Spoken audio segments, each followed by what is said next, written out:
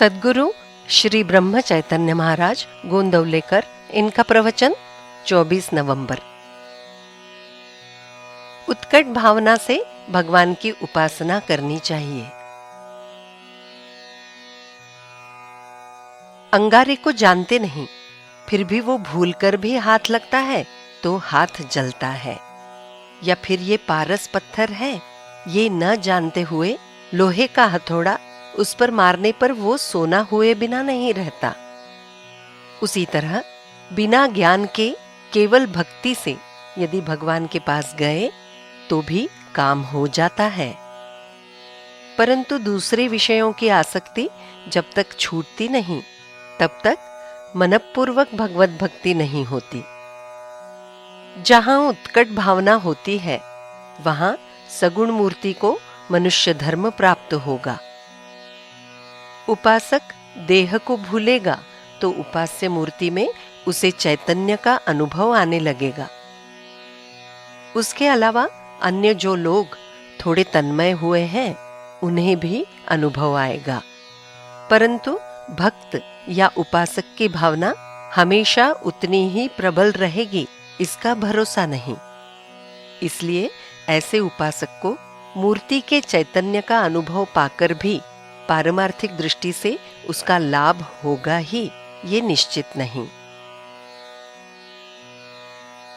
एक बच्चे ने ऊधम मचाने पर पड़ोसी औरत ने उसे एक थप्पड़ मारा।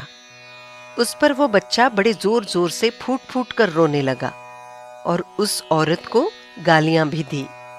ये सुनकर उसकी मां बाहर आई और उस बच्चे की बहुत पिटाई की, परंतु मां के हाथ की इतनी मार खाकर भी वो बच्चा ज्यादा चिल्लाया नहीं और उसने मां को उलटकर गालियां भी नहीं दी।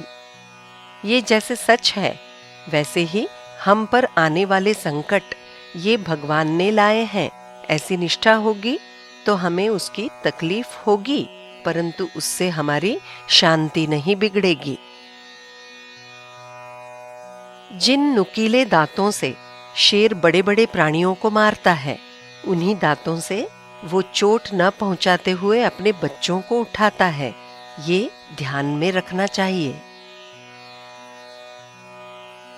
हम यदि निष्पक्ष बुद्धि से विचार करें तो भगवान का मार्ग दिखाई देगा। भगवान सभी के लिए साध्य है, केवल कुछ न करने वालों को वो साध्य नहीं।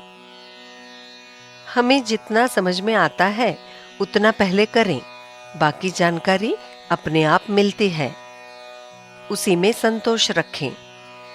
व्यर्थ ही अधिक चिकित्सा करना ये मैंपन का और देह बुद्धि का लक्षण है। जिसे भगवान का सानिध्य प्राप्त होता है वही निर्भय और वासना रहित रहेगा। प्रत्येक मनुष्य को आधार लगता है, परंतु हम अपूर्ण का आधार धरते हैं जिससे निर्भयता नहीं आती, इसलिए भगवान का आधार लेना चाहिए। निश्चयात्मक बुद्धि से मन को भगवान की ओर लगाएं तो इंद्रियां भी जबरदस्ती उधर ही जाएंगी। राम उपाधि रहित और उनका नाम भी उपाधि रहित है। जिस तरह चट्टान या रेत पानी में घुलते नहीं, शक्कर या नमक ये घुलकर समरस हो जाते हैं, तद्वत राम से उनका नाम ही समरस होता है। सारी सृष्टि राम रूप दिखाई देना यही भक्ति का फल है। जानकी जीवन स्मरण जय जय राम।